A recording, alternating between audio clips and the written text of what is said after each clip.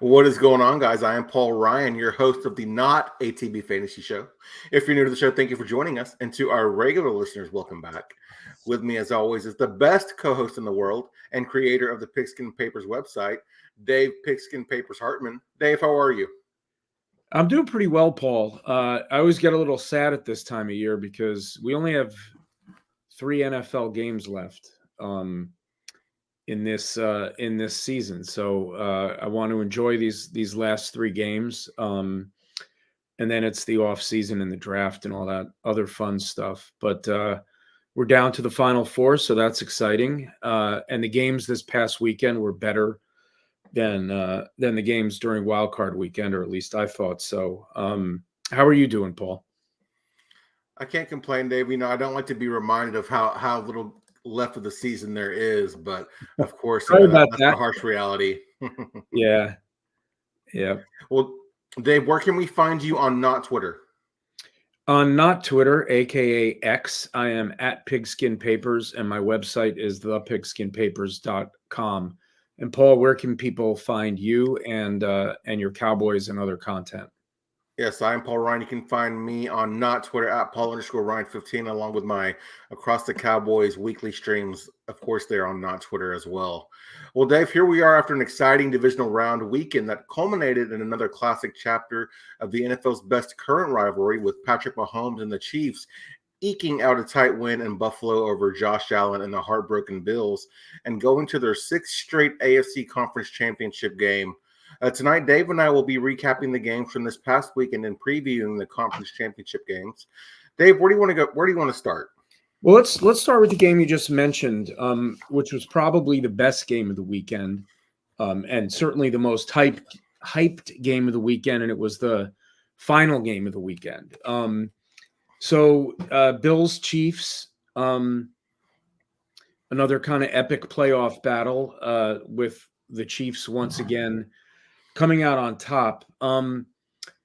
Mahomes versus Allen is starting to feel a little bit like Brady versus Manning, or at least the best rivalry we've had since that. Do you think Josh Allen's ever going to get over the hump here, like have the moment that Peyton Manning had in 2006 when the Colts were down 18? It looked like once again they were going to fall to Brady and the Patriots, and they came back, won the game, went on to win the Super Bowl.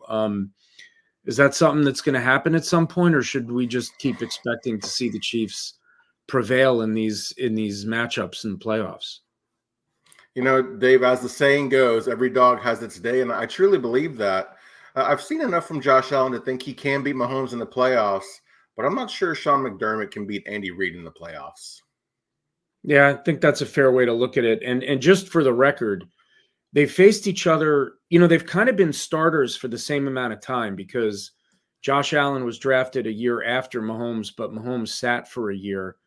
And Josh Allen was thrown in pretty early. I can't remember if he started week 1 or if it was a couple weeks in. So they've met 6 times total, and they're 3-3. But critically, Mahomes is 2-0 in the 2 playoff games they've had. And of course, a couple months ago, they had that crazy game that came down to the Kadarius Toney offsides play on the Kelsey lateral, and the Bills were able to prevail in that game. But unfortunately, they once again came up short in this one. Yeah, very, very, very. Again, you mentioned an epic battle, and this was another one that should have went to overtime, and anything can happen. But you just, it's strange, these Bills Chiefs games, man. We're spoiled to see this competition, but it's just weird how nobody can seem to beat Mahomes, at least Josh Allen. Yep.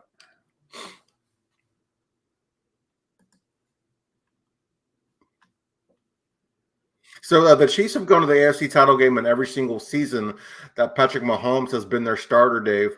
Did you have any doubt that even had the Bills tied the game with under 2 minutes left, with that Mahomes was just going to march down the field and break their hearts again?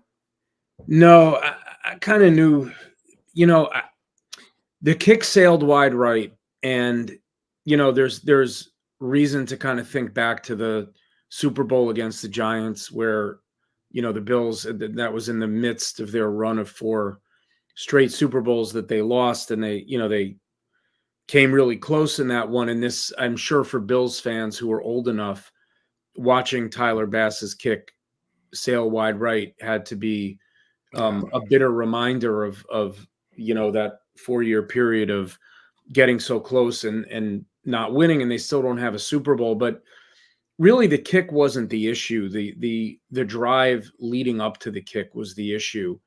And like you said, they even if the kick goes through, they've left Mahomes way too much time. And the fact is, they had to settle for a field goal and settle for it earlier in that drive than they would have liked to. And there was a play, and look, Josh Allen played great, and he's the reason the Bills were in that game. Their defense is decimated. They really couldn't stop the Chiefs all game, but they kept, kind of matching them score for the most part. They got lucky on the Mecole Hardman fumble. By the way, that's a rule I think they're going to change this offseason, the fumble out of the end zone thing. They should have been down 2 scores there. They weren't. But, there was one play on that drive where they showed it on the replay. Stephon Diggs on a crossing route was wide open. No one picked him up. And instead of taking that sort of underneath throw that would have moved the chains, probably gotten the Bills down another 15 yards, Allen took a shot at the end zone, a lower percentage throw that didn't connect. Yeah. So, I think it's little things like that, when you're playing against Patrick Mahomes and Andy Reid and the Chiefs, you really have to, and if you're the Bills, if you're a team that kind of matches up with them pretty evenly, you kind of can't leave points on the table, and you can't leave Mahomes too much time at the end. They learned that in that playoff game a couple years ago. So I think even if Bass makes the kick, they're probably losing that game because Mahomes is coming down and he knows how to use every second of the clock, and they're kicking the winning field goal as time expires. We don't know that. Anything could have happened. But I really felt like the game, whether that kick went through or not, like the Chiefs were going to end up winning that game, probably in regulation, I guess, possibly in overtime. Let me ask about another player on the Chiefs. Travis Kelce this season kind of wasn't really his usual self.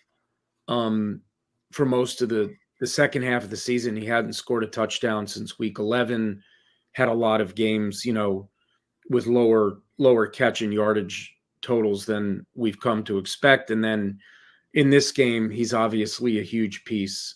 I think he had something like 5 for 75. He had the 2 touchdowns.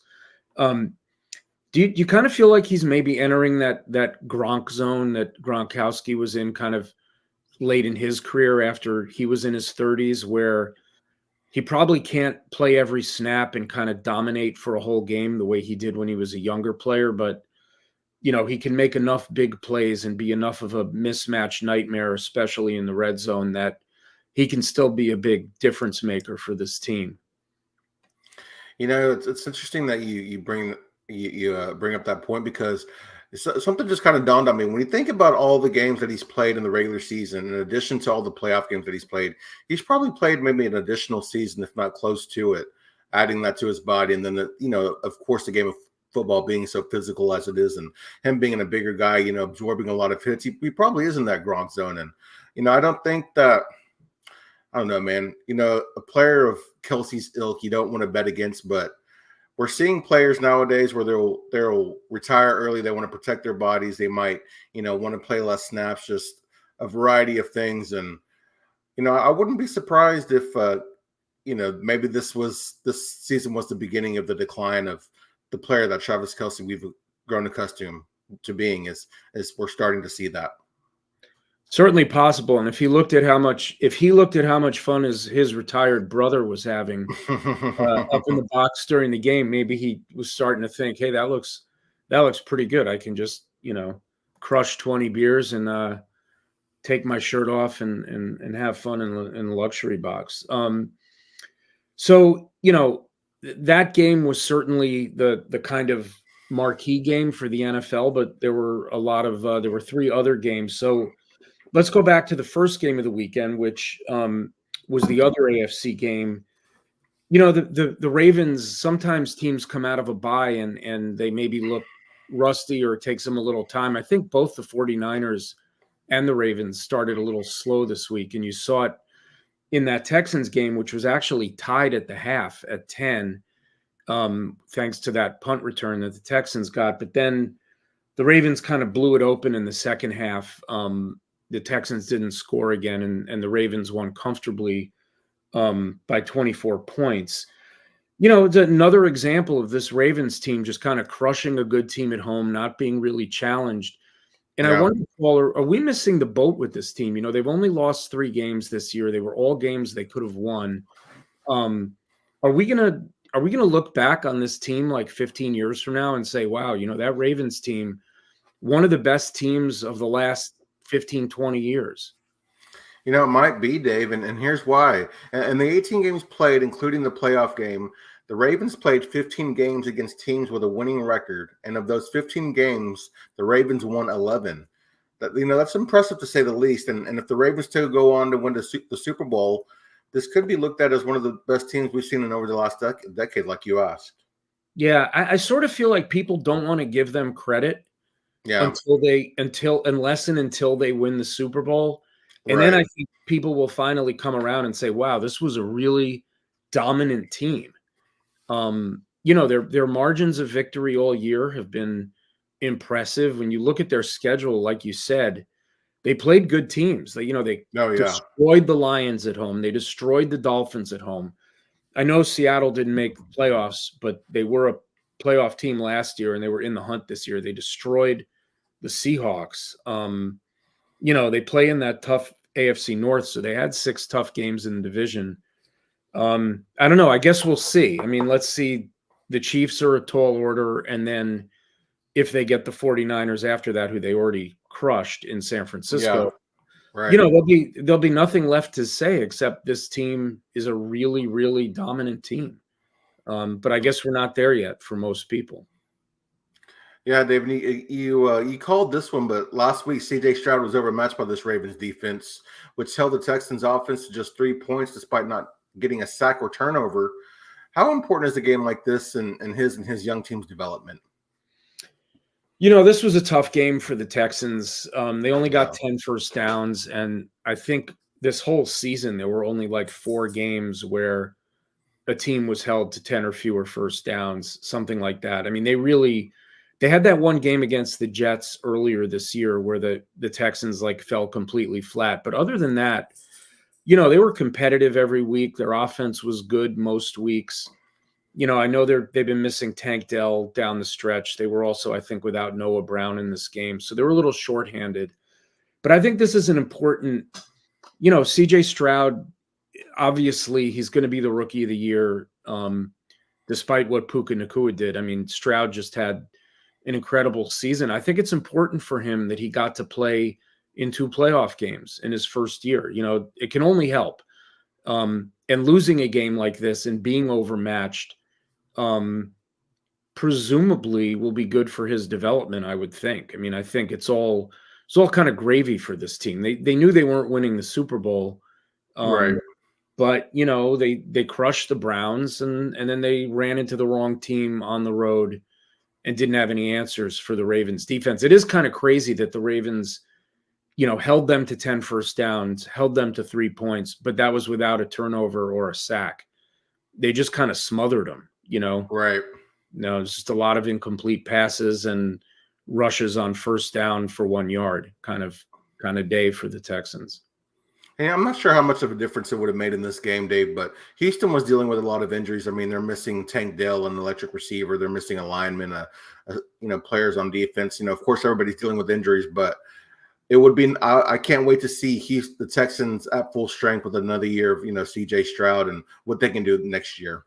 Yeah, and it's going to be interesting. You and I, this is called not the ATB fantasy show. And during the season, we talk a lot about fantasy football. I think it's going to be pretty interesting to see where CJ Stroud and a guy we're going to talk about in a minute, Jordan Love, where they get drafted next year in redraft leagues. I think with the way they both played at times this season, Stroud for more of the season, Love really down the stretch, they could both be kind of bottom of the top 10 type QBs, like drafted to be QB1s in a 12-team league, I would think.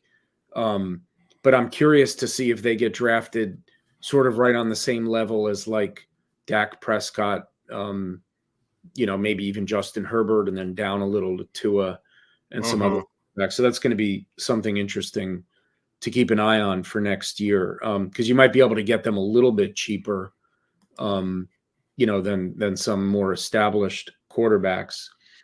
Let's move over to the NFC games, Paul. And I mentioned earlier, that the 49ers, like the Ravens coming out of the bye, came out a little bit cold. They lose Debo basically first drive of the game. The whole game is played in a driving rainstorm, and the Packers, they were right there with them and probably deserved in some ways to win the game. I mean, I thought the Packers gave the 49ers everything they could handle. Yeah. That crazy stat that like Shanahan was like 0-30 when going into the fourth quarter down by a touchdown or more, something like that. This was the first of those games they pulled out. So I guess the question I have for you, the 49ers did look shaky. Do you think that was the weather? Do you think it was the layoff with the bye week and not having to play their starters in week 18, the week before that, Debo going out? Or were these teams more evenly matched than we thought they were? Well, Dave, is it cheating to say it was a combination of all three? You look at Jordan Love. That's a good answer, I think. Yeah, you look at Jordan Love. I mean, he was severely underrated heading into the season. Of course, we didn't know what to expect from him. I mean, he's been sitting behind Rodgers. I mean, his first-year starter. Of course, like I said, we didn't know what to expect from Jordan Love. And, weather can hurt even the best teams. And without Debo Samuels, the numbers show us that Brock Purdy isn't as good. But then again, when a quarterback is missing one of his best receivers, the numbers do tend to decline a bit. But, yeah, I mean, I think it was all three. And I just think this Packers team playing with nothing to lose kind of caught the 49ers off guard. And, of course, losing Debo didn't help. But, sometimes that week off can, lead to rusty and, you come out of the game not ready to play. Yeah.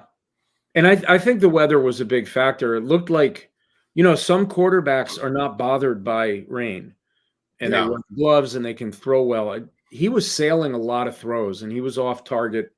Great last drive to win the game. I mean, he played well at the end, but I thought that was a little bit of a concerning game if you're the 49ers watching Brock Purdy, because they've got the big four weapons right around him and the left tackle. And anytime they're without one of those guys, their offense seems to suffer a decent amount. And if they're without two of them, it really suffers. And I think I'm not taking anything away from Brock Purdy. He was an MVP candidate this year, but I kind of feel like he sort of needs everything to be, kind of in place for him to really excel. I think the weather and Debo combination, I think, kind of threw that offense for a loop. And thankfully, Christian McCaffrey just kind of came through and was a huge factor, including that one big run for the touchdown to help them stay ahead. Yeah. Good game, definitely, for sure. You hate to see it in the way, with Jordan Love throwing that interception at the end there. Like CJ Stroud, Jordan Love was playing in his first ever playoff game, Dave. His final pass aside, what did you think of his performance and how excited should Packers fans be about Love and this very young team? I think they should be very excited. And it's sort of the same answer, that I gave when talking about Stroud getting the reps. Jordan Love in his first season as a starter got to play 2 playoff games. They're the youngest team in the NFL. They got all these first and second year receivers, none of whom were taken in the first round. If Christian Watson can ever stay on the field, between him and Romeo Doubs and Jaden Reed and Dontavian Wicks and even Bo Melton, they're loaded, and Luke Musgrave. I think Aaron Jones can come back for another year. He looked great down the stretch this year once he was fully healthy. I know he's getting close to 30, but doesn't really show signs of slowing down. Right. Their defense came together, kind of in the playoffs, which is fine. And I saw that they got rid of their defensive coordinator, their much maligned defensive coordinator after the season. But I think people should be pretty excited about them. The Lions will probably be the consensus pick to win that division next year. But I think Green Bay is going to have a decent amount of buzz as a up and coming team in the NFC that kind of like post Aaron Rodgers has retooled. Either got lucky or did a good job drafting and developing a quarterback and being patient. I think they're in as good a place as most teams would be envious of where they are heading into next season. So I think this is an important year for them, and it was a year they were probably supposed to miss the playoffs. And they won a game and got to play 2 games. So I think their fans should be excited. Let's move over to the other NFC game. The Lions hadn't played a home playoff game in probably your lifetime, Paul, or close to it. Yeah. And they got to play 2, and they were both close games, but they won them both. Do you think they're just kind of happy to be where they are right now? Or is this a team? I mean, look, any of the 4 teams left can win the Super Bowl. They only have to win 2 more games. But are they, do they have a legitimate shot here, do you think? Yes and no. This team has a legit shot of winning it all, Dave. They're more than a feel-good story. This is a good team with good coaching staff. And while I would be somewhat surprised to see them win it all, I don't think it would be considered a fluke type of season. Or, I don't think they would win it and then they just go back to being like the bottom of the barrel franchise that they once were. I think this is a team on the rise. Yeah, I think that I think it would be a big surprise. I think of the 4 remaining teams, they are the long shot. The Niners were supposed to be here.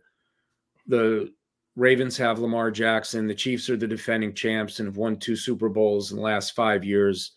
The Niners have been to a Super Bowl in the last 5 years.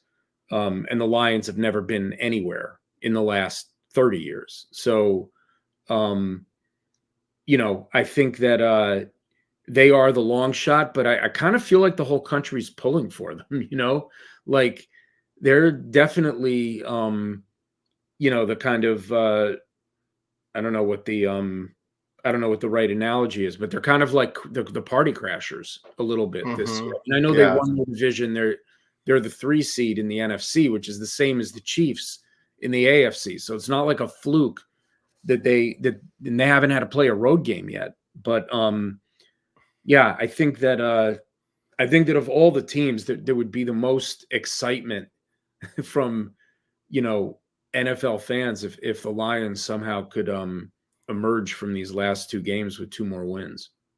I'd be willing to bet money that Dan Campbell has crashed a wedding or 2, Dave.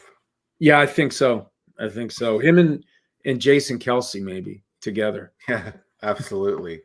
The team playing the Lions, the Tampa Bay Buccaneers, another surprise for this season, and especially Baker Mayfield. He played well again with over 300 yards and 3 touchdowns, and looks like he's earned a contract with the Bucs. This is a team that might lose a lot of key veterans, though, to free agency after this season, including Mike Evans, Antoine Winfield, and Levante David. Well, was this the last hurrah for a core group that won a Super Bowl, or can they move forward and retool with Baker and hope to remain competitive in the NFC?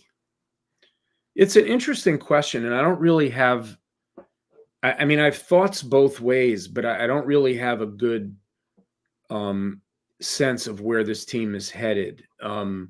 They are a veteran group, and I do think, maybe they'll bring back Mike Evans, Levante David, maybe not. I'm not really sure.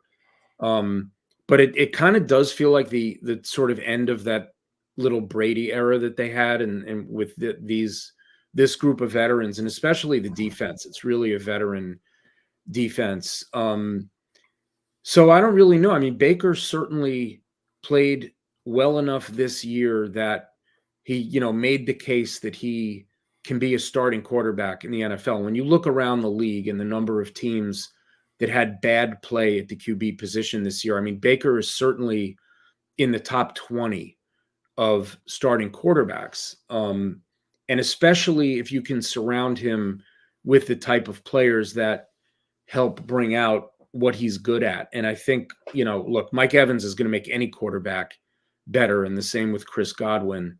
Yeah. But, that worked this year. And then look, it's a bad division. They didn't play great down the stretch, but they played well enough to win a bad division. I don't know that division's getting any better. So I would expect the Bucs to sign Baker, and I would expect them to be somewhat competitive next year. But I think probably their sort of window closed, and they'll continue to retool. I don't really have a sense of, is this a playoff team next year or not? But Baker was one of the good stories this year because he's already been on 4 teams. He was the first pick in the same draft with Josh Allen and Lamar Jackson. So, there's other quarterbacks from that draft who will never be heard from again. Right. Maybe Sam Darnold will be. Josh Rosen certainly won't be. So, it's a good story that Baker finally seems to have found his place in the league. And, I didn't mean to cut you off there, Dave, but the NFC South is going to be much improved in 2024 as well. So that'll be interesting to watch. Yeah. Yeah, we had a new coach there signed today. So, and it's not Bill Belichick. So that was interesting too. And we'll see how Raheem Morris does. We'll see how Raheem Morris does. See if he can bring out a little more of the talent that the Falcons have on offense. Yeah, I think he'll get a lot out of that defense. That's for sure. Yeah, I mean he's a defensive side coach, so we'll have to see who who the OC is and what their offense looks like. But that's a wide open division other than the Panthers. I mean, looking at it now, so why not the Bucs? I guess we'll see. And the Panthers, they signed the offensive coordinator from the Buccaneers, Dave Canals. So that'll be fun to watch. So we've talked about all 4 games. Like I said, I thought it was a pretty good weekend of football. Other than the Ravens game, the other 3 games all could have gone either way. I mean, the Bucs had a shot. They were down 8. So they were within a score. Yeah. And then the other 2 games really came down to the last drive. The team had the ball with a chance to tie or win. What's one thing that stood out to you or that you took away from the divisional round, Paul? That the Kansas City Chiefs have figured things out on offense. We saw Pacheco doing something. We saw Travis Kelce kind of return to form. And against Miami, it was Rashee Rice who kind of carried the load, him and Mahomes. And I think this offense is clicking at the perfect time. And that's really scary for everybody else in the playoffs. Yeah, that's sort of mine is similar. I had 2 actually. And the first one was just never underestimate Mahomes. Like, man, yeah. I picked the Chiefs to win that game, and I felt good about it from the kickoff through the end of the game. I just felt like, they had the upper hand, even though they weren't always ahead. That game had some lead changes, but it just felt like Mahomes was never going to make a mistake. He wasn't going to get sacked. They only punted once. Don't underestimate them. I'm not going to pick them this week, I don't think, but I'll feel bad picking against them. Well, I don't want to get too ahead of myself, but my other takeaway was if you look at the first 2 rounds of the playoffs, there have been 10 games, and the home teams are 8-2. The only teams that have won on the road were the Packers in round 1 and the Chiefs in this round. And if you look at the regular season over the last 4 years, home teams have been winning at about 54%. So, it's always going to be higher in the playoffs because you have teams coming off buys, and you have, the best teams in the NFL, in some cases playing teams that are not on their level but made the playoffs. So I think the home teams probably have a little bit bigger of an advantage, and you see fewer road teams win in the playoffs. But it's a little surprising to me that only 2 road teams have won so far, and we'll see if there's only 2 more games with road teams because the Super Bowl is a neutral site. But That's one thing that I took away. And they were saying, and you couldn't really tell on television, but the players who played in that Detroit Tampa game said it was the loudest they've ever heard a stadium. Like those Lions fans have been waiting, Yeah. been waiting for this. So, and they won their 2 home games and it was loud as hell in there. So, a lot of people have said in recent years, like home field advantage no longer matters in the NFL.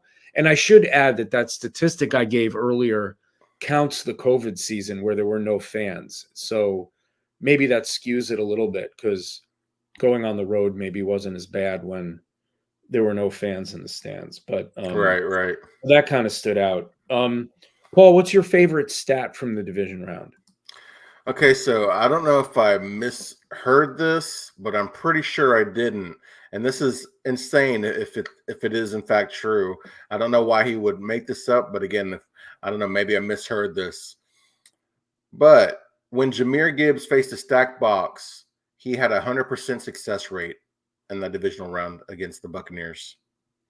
And when you say 100% success rate, that means he had positive yardage. Positive yardage, yeah. Yeah. Well, he only had 9 carries.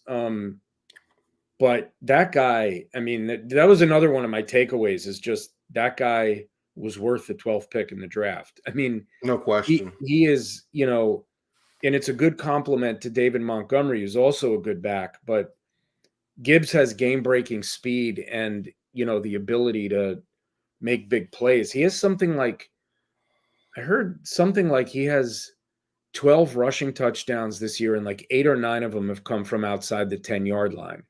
So, he's one of those backs that can, take a handoff at the 25 and get into the end zone with it. And that's a good weapon to have. And they really haven't unleashed him as much in the passing game as with the consistency that I would have thought. And that might be, you might see that in this round. Yeah. Especially if they're trailing, that they kind of use him more as a weapon in the passing game.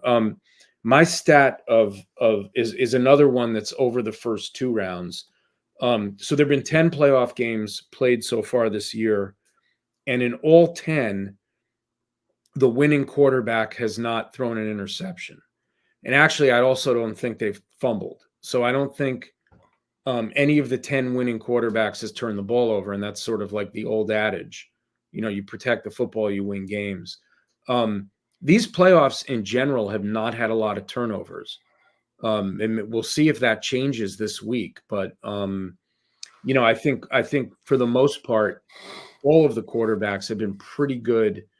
Joe Flacco aside in the first round, and, Dak had a pick 6, Tua had a couple picks.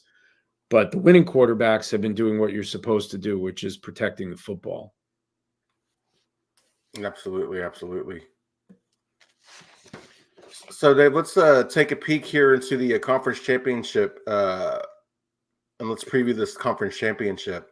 Yep. So interestingly, in both cases, the teams did not face each other this season. So it's a fresh matchup for both the Lions at the 49ers and the Chiefs at the Ravens. But obviously, these teams are in the same conference. There are no strangers to each other.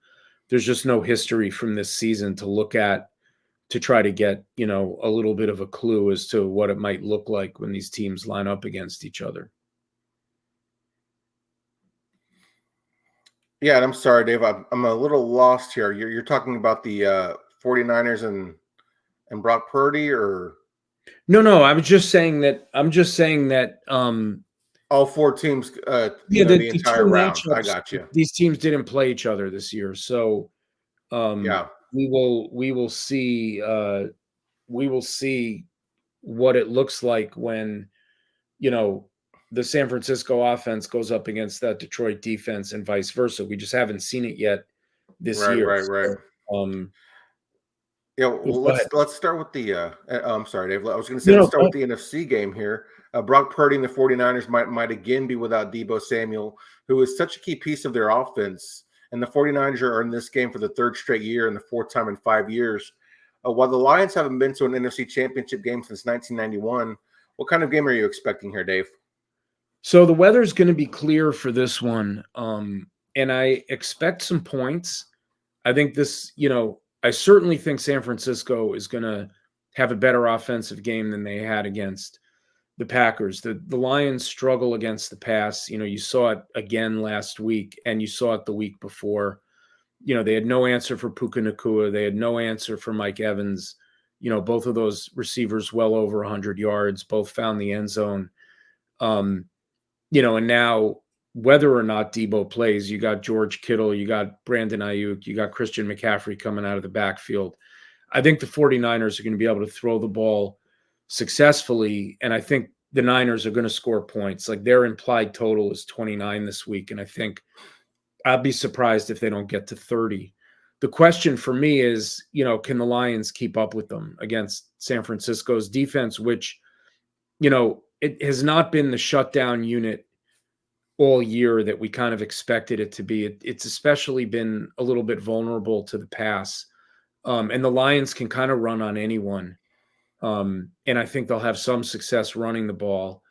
But they have good receiving weapons too in, Amon-Ra St. Brown and Sam Laporta.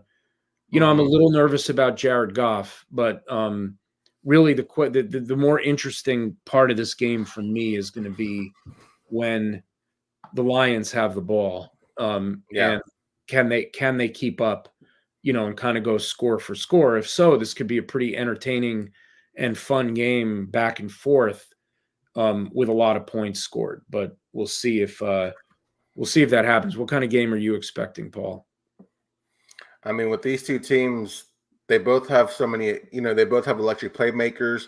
They both have solid defenses. It's just, I know I was looking at the point total earlier. I believe it's over 50 points. I think maybe 50 and a half or 51. So it sounds like Vegas at least is expecting it to be a high scoring affair, or, maybe 25 points each team. That's a solid point total, but I think it's going to be a high scoring game myself. Yeah. And, when you look at these two teams, Paul, both are tough in the trenches, on both sides of the line of scrimmage. This figures to be a hard-hitting and physical game. Is that the Lions' best chance for victory, to kind of like out-physical the 49ers and just try to beat them up? The Lions can definitely match the 49ers physicality, and as long as Detroit plays their game and doesn't try to outsmart Kyle Shanahan and get too cute, this matchup is closer than people think, especially if Deebo Samuel isn't playing. Yeah, I think that's fair. Both of these teams are stout against the run, Dave, and both have been vulnerable to the pass at times. Detroit especially. Does this game have a chance to be a high-scoring affair with lots of passing? Well, you just hit on it, and I think it does. And especially because, like I said, it's going to be 65 and clear and no wind to speak of. So it should be pretty ideal conditions. The Lions are used to playing their home games on a fast track indoors. The Niners can kind of play in anything for the most part. And I do think this could be a pretty high scoring game, higher scoring than the AFC games, certainly. Mm-hmm. And I think there will be, I'll have to look at what some of the prop bets are for the quarterbacks, but I won't be surprised if there's at least between the two QBs 500 yards of passing and 4 passing touchdowns. I think it'll be that kind of a game. And the Niners are favored by, I think, either 7 or 7.5, but the Packers gave them all they wanted, and the Lions are the team that won the division that the Packers were in. So I do think this could be a closer game than people expect. But at the same time, I kind of feel like we haven't seen the Niners put together a complete game in a little while. When they do, they can be pretty dominant. So it'll be interesting to see if they kind of, got it out of their system last week and then just kind of come in and go about their business this week and push the Lions around and, kind of cruise their way to a Super Bowl that they thought they should have gone to last year. And then they ended up playing Philly with no quarterback. Yeah. Paul, thinking about, you mentioned Brock Purdy earlier, and he's obviously a key player in this game. And I mentioned the conference championship game last year. He got hurt, had to come out of the game. Then his backup got hurt, had to come back into the game, but everyone knew he couldn't throw the ball, so he was just kind of handing it off. Right. Jared Goff has been to a Super Bowl where he didn't play particularly well, but he's been, he certainly played in a conference championship before and won and gone to a Super Bowl. But both QBs are kind of a little bit unproven in the biggest games, if you think about it. All eyes will be on them Sunday. So which one of these two QBs makes you more nervous? Oddly enough, neither one makes me nervous. But if I have to choose, I'd say Brock Purdy. You look at Jared Goff. He's played in 7 playoff games, has a 4-3 record, and played in the biggest game of the year. I can't say the same for Brock Purdy, although he's getting there. Yeah, but of the two, I'd have to say Brock Purdy. Interesting. I had written down Goff. Okay. But I think it's mostly because Purdy has so much more around him. Yeah. And is playing at home. But after last week, maybe your answer is better. I mean, Goff has played 2 playoff games this year, hasn't turned the ball over. And, Purdy hasn't turned the ball over either in the one he played. But he didn't play particularly well. So now I'm thinking I like your answer better than mine. So a big story in the AFC title game is the superstar quarterbacks, Dave, and we'll get to that shortly. But both defenses have been strong all season and are a huge reason why these teams are here. They're ranked 1 and 2 in points allowed. Could this end up being a low-scoring defensive battle?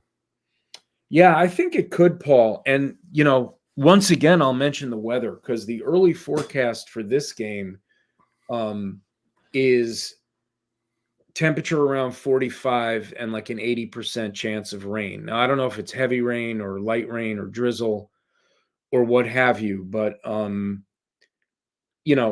could see, like you said, these two teams ranked 1 and 2 in points allowed this year. I think the Ravens allowed like 16.5 points a game and the Chiefs about 17.5. They're both good offenses, obviously, but I could see this ending up being a low-scoring game. Paul, your video is off. Can you still hear me? You still there? All right, I think we've lost Paul. So it's just me now, and I'll answer my own questions. We'll keep going, and hopefully Paul can rejoin the podcast. So looking at the quarterbacks in this game, we talked earlier about Mahomes and Josh Allen and how that's kind of the big rivalry. But if you look at the last 6 years, once Lamar wins MVP this year, you'll have 4 of the last 6 MVP winners being the 2 quarterbacks in this game, with Mahomes having won it twice and now Lamar having won it twice. They haven't had that many head-to-head matchups. Lamar 1 and 3 in the 4 matchups against Mahomes. But in those games, Lamar's had 300 rushing yards. So I think one thing to really look for this weekend is going to be whether how well the Chiefs are able to defend the run against Lamar Jackson. All right, I'm going to just check to see if Paul's able to get back in the studio. He controls the broadcast, so I don't even know how to pause it or end it. You're all probably sick of just hearing me. Oh, he's back. Excellent. I was about Sorry about that, Dave. My camera came unplugged from my. I saw that you had disappeared. So I was just kind of going by myself, asking myself questions. So I'll just kind of go back to where we were. Yeah. If we had an editor, we could just edit that part out with me just monologuing and freestyling. I was about to go into a stand-up routine or maybe sing a song, try to stay entertaining. But we spent all that time talking about Lamar and Patrick, talking about Mahomes and Josh Allen as the big rivalry. But if you look at it, Mahomes has won 2 MVPs. Lamar's about to win his second MVP, and that's 4 out of the last 6. The other 2 went to Aaron Rodgers. Are these the 2 best QBs in the league? Should we be talking about this as, what might be the next great rivalry of teams and quarterbacks? Is this just chapter 1 coming up? It very well could be. They're definitely 2 of the best quarterbacks in the league, but I don't believe that they're 1 and 2. To me, it's Mahomes and everyone else at this point. But, Lamar could change that narrative with a win this Sunday. I don't think Lamar has anything to prove, but a win could prove a lot of people wrong. Yeah. I mean, it's interesting when you look at their playoff records. They both have 3 losses in the playoffs, but Lamar only has 2 wins and Mahomes has 13. So obviously Mahomes has been here way more times. And so I do think Lamar has a little bit to prove, but that he's always faced a lot of criticism because he's more of a running quarterback. And Mahomes runs when he needs to. Lamar runs as a key part of their offense, and also runs when he needs to. I think a lot of the criticism of Lamar throughout his career has been very unfair. I think he's a very good quarterback. Yeah. And this is his first conference championship game. So I guess maybe saying he has a lot to prove is the wrong way to put it. He's just getting an opportunity to be on this stage for the first time. So it's going to be interesting to see how he responds, and especially if, conditions aren't great or if his team falls behind, something the Ravens haven't done a lot this year. Mm-hmm. So I'm very interested to see. I don't think the moment's going to be too big for him. I'm just interested to see how he and the Ravens perform against, they're favored, but the Chiefs are kind of still, they're the champs and they're the team to beat, Right. I'm kind of curious, I don't know the number offhand or anything, but I'd like to know how many fourth quarter game-winning drives Lamar Jackson has in his career. Yeah, that's a good question.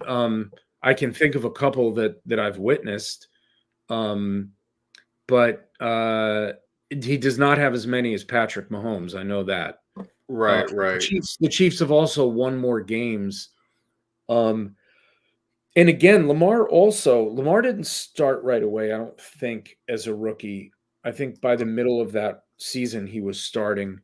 Yeah. So he's also kind of, because Mahomes didn't start games until Lamar's rookie year either.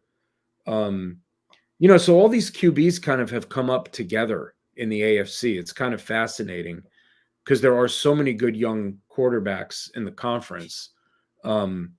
That it's sort of easy to, right now, we forget about Joe Burrow because he was hurt for a chunk of the season, and so was Justin Herbert. But, when all these guys are healthy and now you've added CJ Stroud to the mix, it's pretty exciting, I think, that every year in the playoffs, we're going to get 2 or 3 of these matchups.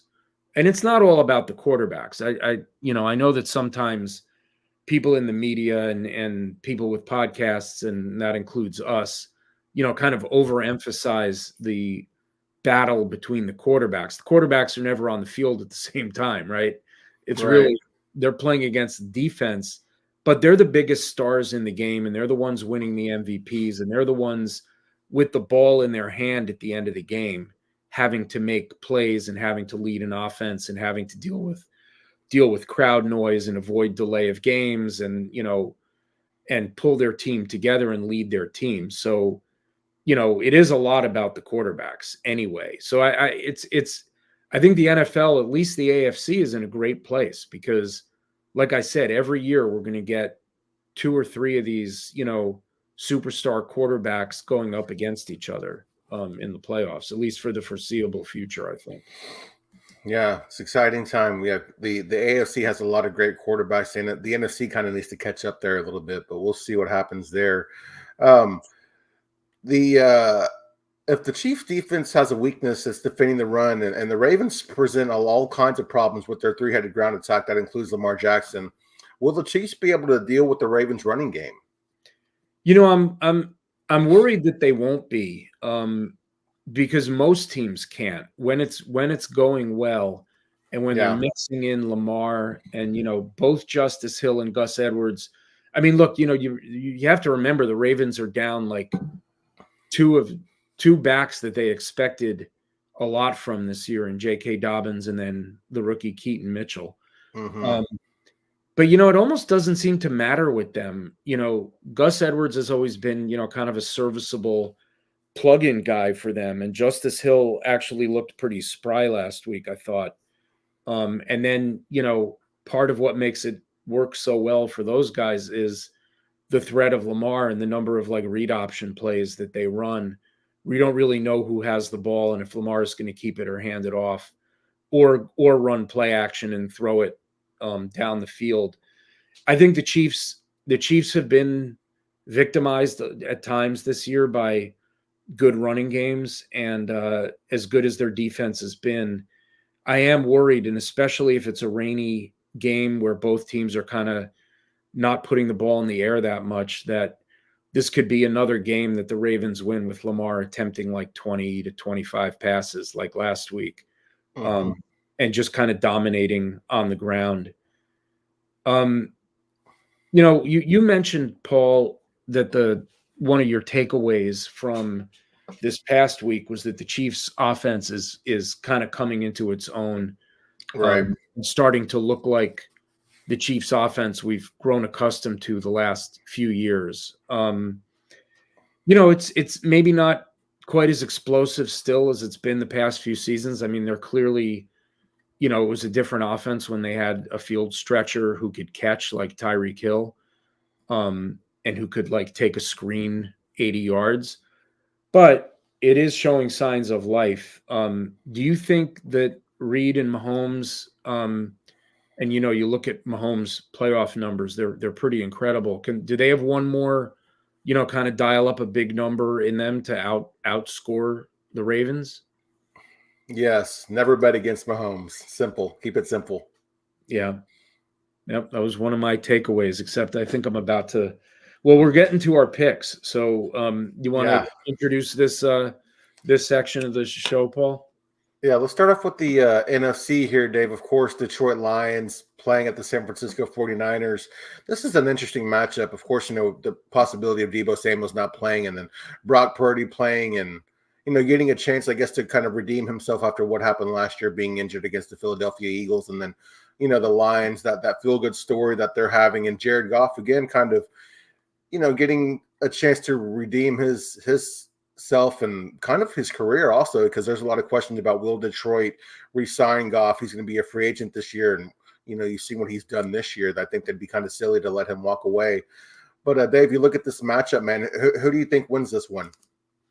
I think the 49ers are going to get their act together this week and kind of look the best they've looked on both sides of the ball in a while. I think the Lions are a good all-around team, and they'll score some points. But, if I had to put a number on it, I think it's going to be something like San Francisco 31 and Detroit 20, something like that. The 49ers double digits, okay. But barely double digits, but by enough. And I don't think they'll be in danger of losing this game at any point.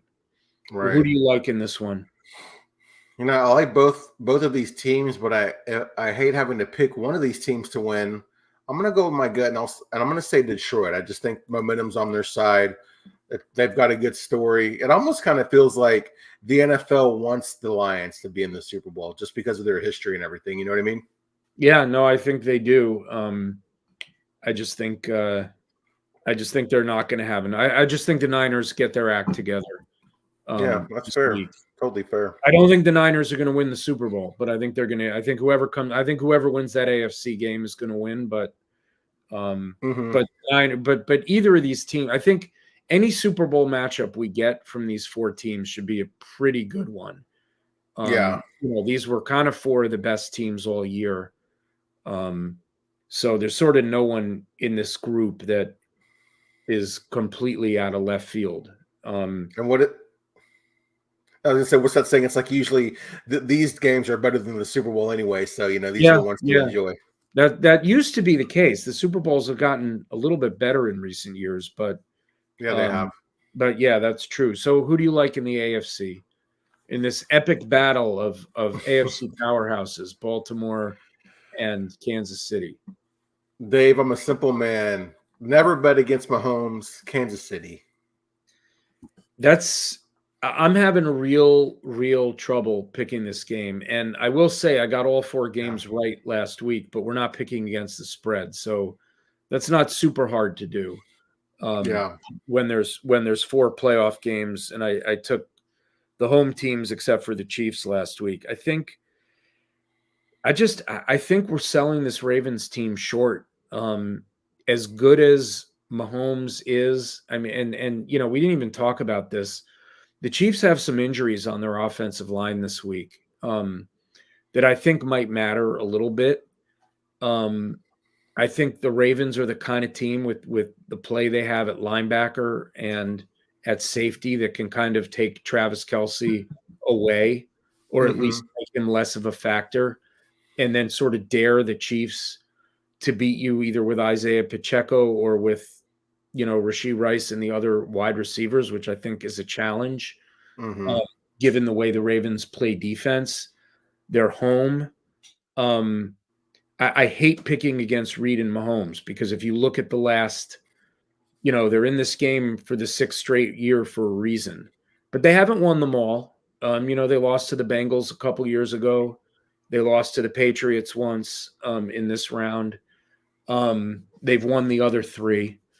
So, and Mahomes' playoff numbers are ridiculous. And his numbers in conference championships, I was looking at them, it's something like 14 or it's more than 10 touchdowns in the 5 games against like 2 or 3 interceptions. It's very good numbers. But I just think the Ravens I think we're underselling them. And I think they'll have enough, and I think they'll have enough answers.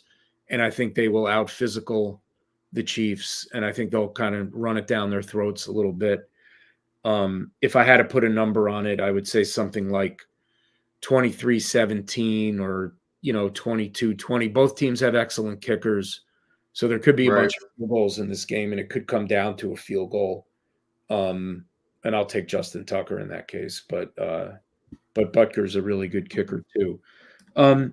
So one of the we've through the course of this show we've talked about some of the biggest stars on each team of the 4 remaining teams, but sometimes there's an unsung hero or players that might not quite be household names that end up making a big difference in these games. So Paul, I thought it'd be fun. Let's just go through the 4 teams. Give me, a player on each team. We'll just alternate who might be a difference maker or might be a player to watch on Sunday. Why don't you go first with the Detroit Lions?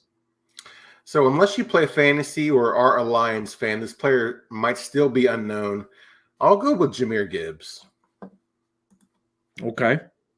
What about you, Dave? I'm going to go with their center, Frank Ragnow. He got hurt last week. He kind of got rolled into on a pass play. He's, he makes the line calls. He's kind of the heart and soul of their line. He's an all-pro. If they're going to win, it's going to be because they're very effective keeping the pass rush off Jared Goff and running the ball. The Niners have Eric Armstead back now, so they have that whole rotation of him and Javon Hargrave and Javon Kinlaw. You got Fred Warner in the middle. I think Frank Ragnow, it's really the whole offensive line, but I think he needs to have a very solid game, and I think he'll be up for the task. So he's a guy I've got my eye on for the Lions. How about the 49ers? Yeah. So this guy kind of made some noise last week whenever Debo went down, but I'll go with wide receiver Juwan Jennings. That's a good one. What did he have? 5 for 65, I think, last week. This is, a player who's better known, but I'm going to go with Brandon Ayuk. He didn't do much I last almost week. picked him too. Even with Debo out, he didn't do much last week. But I just look at what Puka Nacua did 2 weeks ago. I look at what Mike Evans did last week. Ayuk's a big physical kind of outside receiver. I mean, Debo's a big physical receiver too. I just think even if Debo plays, I don't know that he'll be at 100%. I don't know that they'll give him carries because they might be worried about him taking too many hits to that shoulder. I think Ayuk had a quiet game last week. I think he's going to have a big game this week. Kansas City Chiefs. The Kansas City Chiefs. Dave, he had a big play last week. He's, his hands have been untrustworthy, if you will. I'm going to go with Marquez Valdez-Scantling. I like that one. I'm going to go with the defensive player, which I don't think I've done yet. Nick Bolton, middle linebacker. He had 13 tackles last week. I think he's going to need to be all over the place against this running game. I think he'll be the guy. I could be wrong about this, but I would expect he'll be the guy kind of spying Lamar. And I think he needs to have a big game. And their whole linebacking core, playing the Ravens is like a nightmare for linebackers because you got a quarterback that can run for, 100 yards any game. You got running backs getting to the second level routinely because you can't stack the box against this team. And you got a lot of play action and very good tight ends to cover and receivers who run a lot of short area stuff and then occasionally break downfield. I think it's a very hard team to play against, period, for all defenders. But I think for linebackers, it's especially difficult. So I think Nick Bolton needs to have a big game. Okay, last team, the Ravens. You talked about the three-headed running attack, Dave. I'm going to go with Justice Hill. All right. And I'm going to go with another defender, Kyle Hamilton. He's had a bunch of big plays this year. And I think he could get the assignment of Travis Kelce. I'm not really sure. I don't think they'll have just one guy on Kelce, but I think he'll probably see a decent amount of Kelce. He's a very athletic safety. He's made some big plays this year. I think he had at least one pick six, and he might have had some fumble recoveries, some other interceptions. So he's a player I'm going to keep my eye on. All right, your favorite part of the show, because you often get these right. Bold Call Conference Championship edition. What do you got? I don't know how bold this is. Could be considered lazy to some, but I don't know. I like what I saw from Travis Kelce. I think Travis Kelce catches 2 more touchdowns, Dave. All right. Well, we are diametrically opposed here because my bold call is that as good as he was last week, the Ravens do what they can to take Kelce away, and they hold him to under 40 yards and no touchdowns. Oh. Which I don't think will happen because it's hard to do that with Travis Kelce, and Mahomes looks his way, and he's still a matchup nightmare. But I think the Ravens will do what they can to try to neutralize him. So absolutely, one of us could be neither one of us is right. Yeah, true. He could have 50 yards. He could have 50 yards and 1 touchdown, and then we're both wrong. That would be just our luck, wouldn't it? Yep. Well, Dave, as always, I enjoyed the discussion tonight. Before we get you out of here, remind the people where they can find you on Not Twitter and what kind of content we can expect from you. Well, the content question is an interesting one because I'm really thinking about what I want to write next and how much I want to write in the off season. But on X, you can find me at Pigskin Papers and my website, thepigskinpapers.com. I will have some off-season content, and maybe I'll do a Super Bowl preview. I probably will since I got 2 weeks between now and the Super Bowl. How about you, Paul? Where can they find you, and what kind of off-season content are you going to have?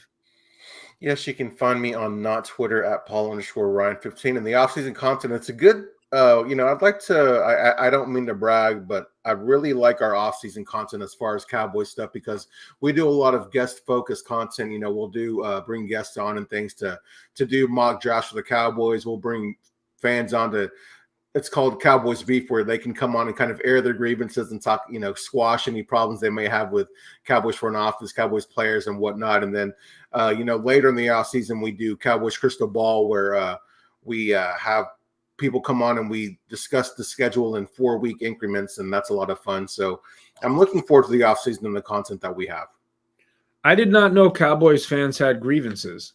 That's a new one. I've Welcome never to seen our that. world, Dave. They're a fan base that never complains. That's news to me. Dave with the jokes here. Dave, as always, when I enjoyed the discussion. Again, remind the people they can find you on not Twitter.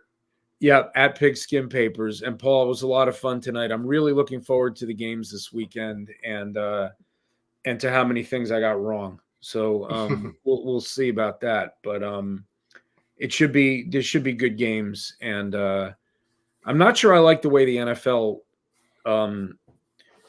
scheduled this. I would have preferred to see the AFC game in the late spot, but I believe they just rotate it.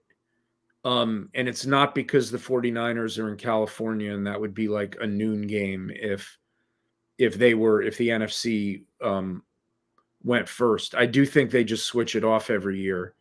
And so this year it's just the NFC's turn to be in the late window, but like they did last week with Chiefs and Bills. I think the NFL, if they could just control it completely, would always put kind of the most compelling game and the biggest star in that late window if they could. And there's always a bigger audience for the later game, but it is what it is. It's not a big deal. And I'm looking forward to both games. Well, Dave, let me ask you this before we get you out of here. How would you feel about a game on Saturday night and a game on Sunday night? I think for the conference championships, since some teams played on Sunday and some teams played on Saturday last week, it's probably just better if you give everyone as much rest as possible and put both games on Sunday. So I kind of like that it's sort of like championship Sunday. It's to have just one game on each day, I think isn't enough. So I like the way they do it. It's just one day, wall-to-wall football, the two big games to see who's going to the Super Bowl. I don't like the week off in between, though, between these games and the Super Bowl. There was that one year they didn't do it, and I like that a lot better.